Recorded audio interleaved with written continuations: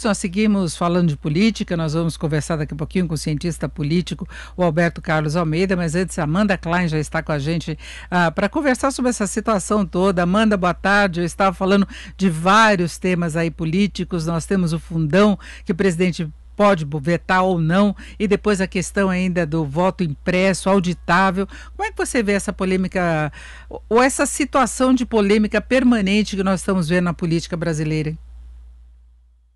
Pois é, Denise, é como você falou, é uma crise, é uma polêmica permanente. Depois eu até queria acrescentar, porque eu vi o finalzinho da sua conversa com Alberto Rolo, e eu acabei de conversar com o deputado Samuel Moreira, que é o autor da PEC do semipresidencialismo. Ele está coletando assinaturas com a ajuda, até uma iniciativa patrocinada pelo presidente da Câmara, Arthur Lira, para, de repente, você já conseguir apresentar essa PEC aí, debater isso no parlamento. Mas daqui a pouco eu falo disso. Primeiro deixa eu responder essa sua pergunta sobre o fundão eleitoral. Eu também conversei com algumas lideranças do governo e há um entendimento de que um meio do caminho terá de ser construído, não vai poder nem ficar com esses 5,7 bilhões de reais aprovados, porque isso teve uma repercussão muito negativa em toda a sociedade, e o presidente Bolsonaro vai vetar, já disse que vai vetar, disse mais de uma vez desde ontem, nos últimos dias, e também uma dessas lideranças do governo me disse o seguinte: Amanda, o presidente Bolsonaro foi o político que se elegeu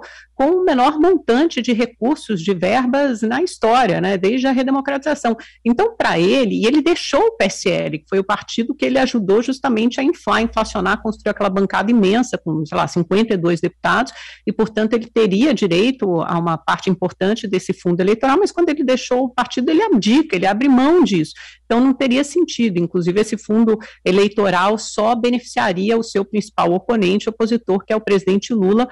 Tanto PT quanto PSL ficariam com uma fatia generosa, né, de 500 a 600 milhões de reais desse fundo eleitoral. Então, há esse entendimento também que deve começar a ser construído a partir da semana que vem. Um número de 4 bilhões de reais foi aventado hoje. Essas lideranças negam, dizem que ainda não há esse valor, não há esse número, mas deve ser construído um meio do caminho, um meio termo, e isso acontecerá a partir da semana que vem, até porque o presidente tem 15 dias para sancionar ou vetar a LDO, ou trechos da LTO, como o fundo eleitoral.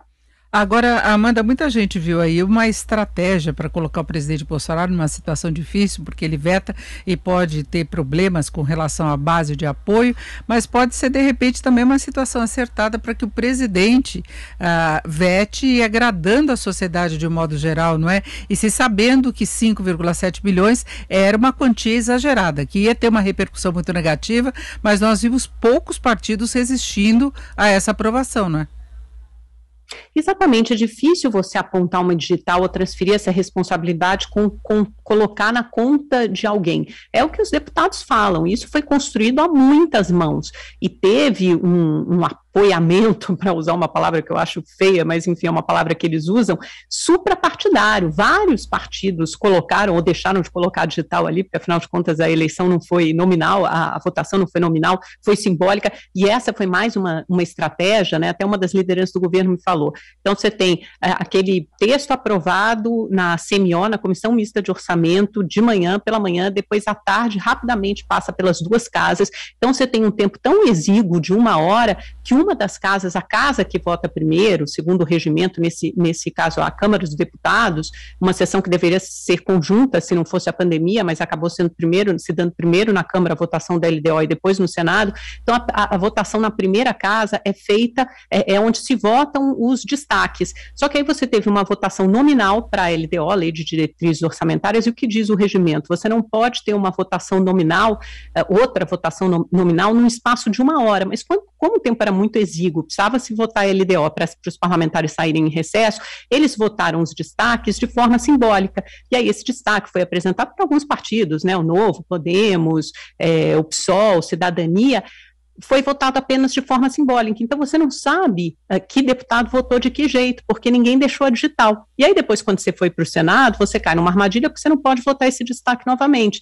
No Senado, a votação foi mais apertada, 40-33, mas a LDO, com fundão eleitoral, essa verdadeira jabuticaba, acabou passando. Só que é uma responsabilidade que tem que ser compartilhada por todos esses atores, porque é uma pauta corporativista, basicamente de sobrevivência política. Quase todos os deputados têm interesse em terem mais recursos para a campanha, principalmente os que estão eleitos e buscam a reeleição. Então, é um caminho mais fácil, é um atalho para buscar a reeleição. Quanto mais recursos para irrigar a campanha, melhor. É esse o raciocínio deles. E aí, isso é compartilhado por quase todos os partidos na Câmara. Então, não adianta dizer, foi uma estratégia, transferir a responsabilidade, colocar no colo do vice-presidente Marcelo Ramos, embora essa seja uma tática, uma estratégia recorrente do presidente da República para se isentar de responsabilidade, mas é difícil explicar porque os dois filhos votaram a favor. Primeiro, Eduardo Bolsonaro na Câmara, e aí depois houve aquela grita, aquela repercussão negativa, e mesmo assim, Flávio Bolsonaro vai lá e vota a favor da LDO, ou seja, põe a digital no Senado. Então, fica muito difícil tirar essa responsabilidade do colo da família presidencial. Não adianta falar que votou por engano, porque errar 2 vezes é demais e eles erraram da outra vez também, não é? São 15 horas e 22... aquela proposta de passe sanitário, Denise, todos agora da base do governo, mas eu não vi aquele, como é que é, passaporte sanitário, né, que gerou polêmica também entre os bolsonaristas. Eu votei, os senadores, mas eu não vi o que eu estava votando. Por favor, né?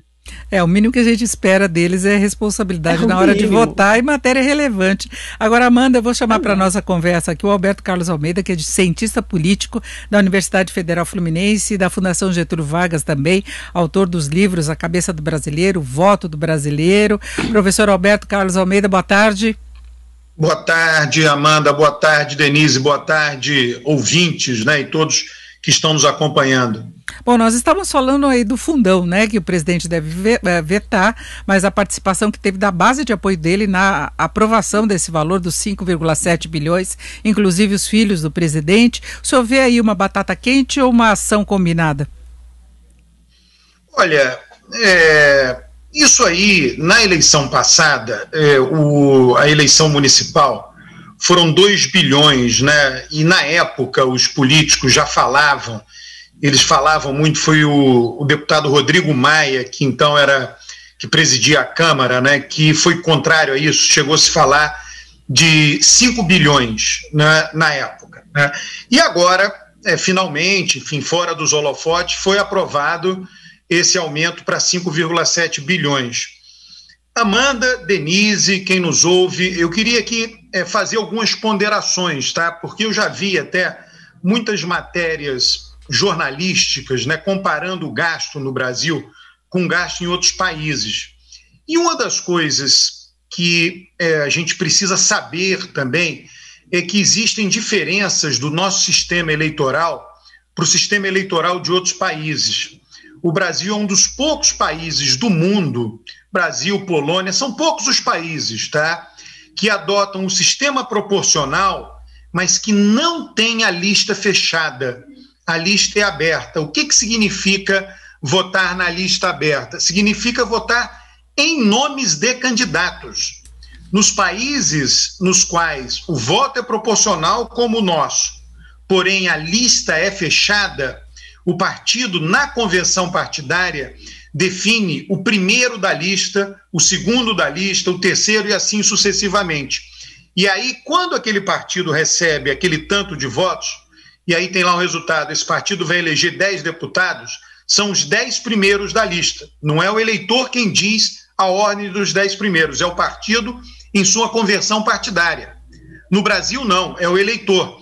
Então, isso gera para cada político individualmente uma demanda imensa de recurso de campanha, o que não acontece, repito, nos países onde o voto é proporcional em lista. E aí, qual seria a alternativa? O voto distrital. Se nós tivéssemos no Brasil, aí são as 2 alternativas mais comuns no mundo. Nós somos, nesse aspecto, uma jabuticaba. O voto proporcional na lista, definida pela convenção partidária, e o voto distrital. Os países que adotam voto distrital tem pouco mais do que 2 partidos políticos, pela própria lógica do funcionamento. Então vamos imaginar, né, que o Brasil, com 513 deputados, tivesse dividido em 513 distritos. Você não ia ter muito mais, você ia ter 2.000 candidatos no Brasil inteiro. Então, o custo da campanha também cairia muito. Então, todo esse debate nosso, eu queria só trazer essa ponderação, né, por isso que eu fiz essa ressalva, todo esse debate nosso tem a ver com algo que vem antes do dinheiro, que é o nosso sistema eleitoral. Nós escolhemos um sistema eleitoral cuja campanha é cara comparativamente aos outros sistemas eleitorais que eu mencionei aqui para vocês. Agora, vamos só tratar de um outro assunto. Tem essa questão do voto distrital, que ainda está em discussão e a gente não consegue prever exatamente até que ponto que vão determinadas matérias. Tem algumas que a gente acha que vai ser muito difícil passar pelo Congresso e acaba sendo aprovado com muita rapidez. Tem a discussão também sobre o semipresidencialismo, que inclusive a Amanda queria falar sobre isso há pouco, mas antes eu queria saber do Alberto Almeida o que ele pensa a respeito dessa possibilidade de mudança, se haveria prazo. Nós já estamos no segundo semestre e pensando nas eleições do ano que vem, haveria espaço hoje para mudança para o voto distrital e para essa ideia do semipresidencialismo? Não, olha, o semipresidencialismo que está sendo debatido agora não é para mudar para a eleição do ano que vem, tá? É para mudar para 2026, né? Então, tanto faz se mudar ou não. Vamos supor, vão lá e votam o semipresidencialismo. Mudou. Começa a vigorar, sei lá, 2027, né? Na eleição de 2026. O presidente que for eleito agora vai chegar lá e vai revogar isso, vai conseguir aprovar a mudança disso. Então, isso, no meu entender, não faz diferença. E com relação ao distritão, veja só, o distritão não é o voto distrital, não é o voto majoritário. Quando eu falo voto majoritário, eu tenho em mente os países. Quais são os países que adotam voto majoritário no mundo? Reino Unido, França e todas as ex-colônias, ou quase todas as ex-colônias de Reino Unido e França. E eles adotam um modelo que é o voto, cada distrito elege um deputado. É raro algo ser diferente disso.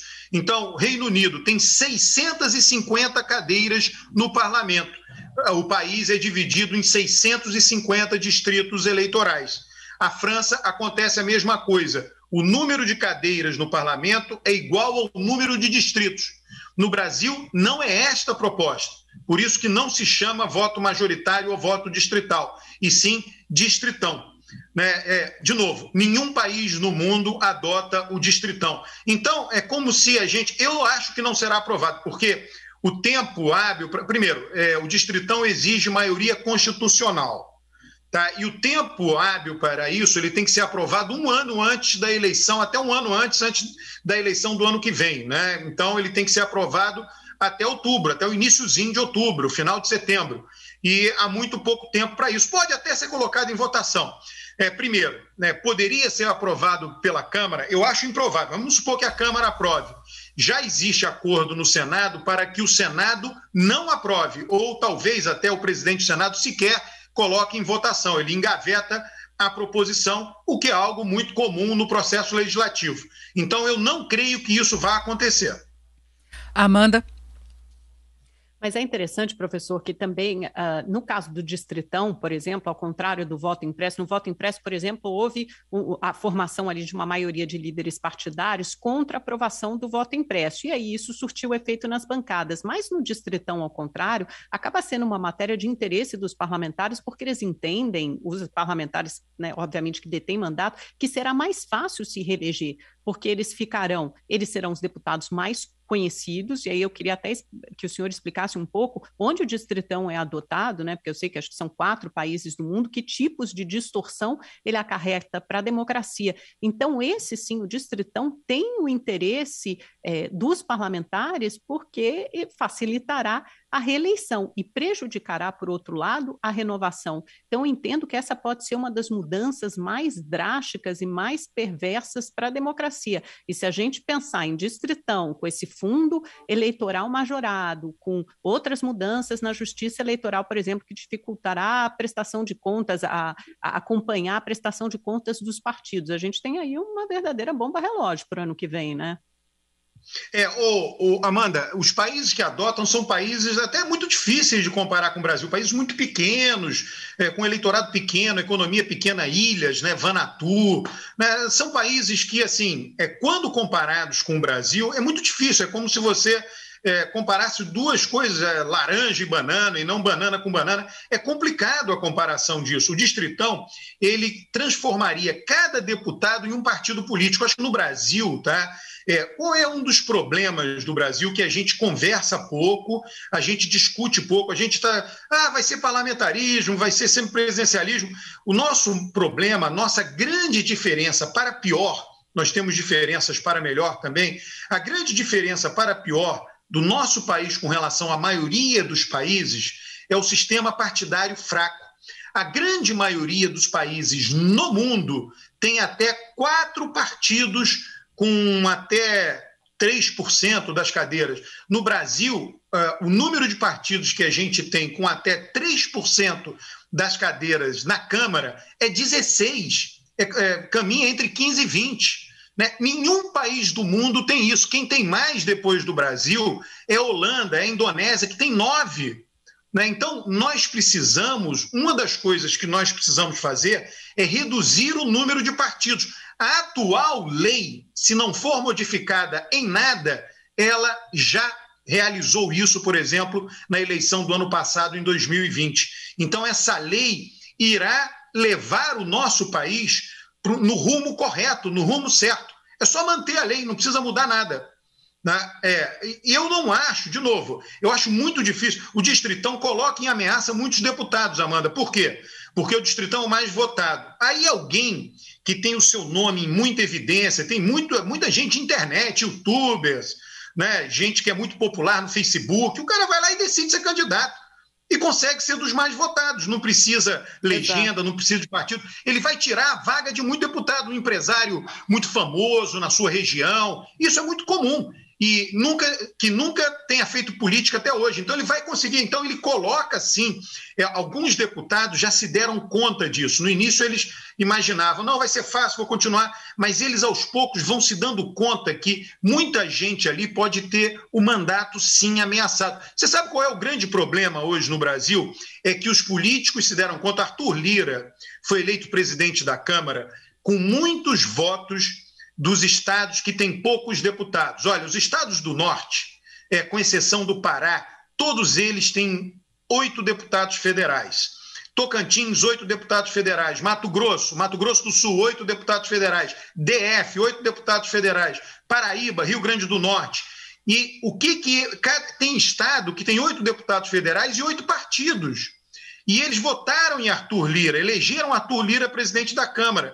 E eles querem continuar nos seus partidos, porque é o seguinte, com essa atual lei, vai deixar de existir 8 deputados e 8 partidos. Vão existir o quê? 8 deputados, que está na lei, mas vão passar a existir 2 ou 3 partidos, elegendo deputados federais por esses estados. E esses deputados estão insatisfeitos com isso, já fizeram a continha, viram que os partidos deles vão deixar de existir, né? E estão pressionando o Arthur Lira para votar. Tem essa coisa de federação de partidos também, cujo objetivo é esse também, né? Mas também é complicado porque talvez poucos partidos vão acabar aderindo à federação de partidos. Então, na verdade, é uma pressão sobre o presidente da Câmara para tentar equacionar algo que foi em prejuízo daqueles principais eleitores de Arthur Lira para a presidência da Câmara. Basicamente é isso que está acontecendo, tá? Vai lá na Câmara e conversa com os deputados, eles vão explicar para você que é isso que está acontecendo.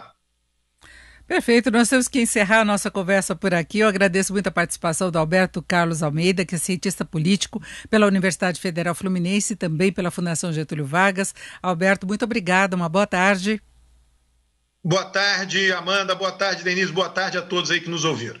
E obrigada, Amanda Kleber, por participar aqui do Jornal Jovem Pan. Uma boa tarde para você.